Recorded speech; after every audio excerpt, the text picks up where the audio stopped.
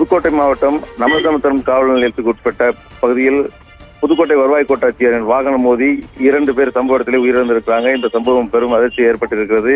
அதாவது புதுக்கோட்டை வருவாய் கோட்டாட்சியர் ஐஸ்வர்யா தனது காரில் பணி நிமித்தமாக புதுக்கோட்டை மாவட்டம் திருமயம் சென்று கொண்டிருக்கும் போது நமசமுத்திரம் காவல் நிலையம் அருகே உள்ள சாலையில் எதிரே வந்த இருசக்கர வாகனம் திடீரென்று மோதி இருசக்கர வாகனத்தில் வந்த 2 பேர் சம்பவத்தில் உயிரிழந்திருக்கிறாங்க.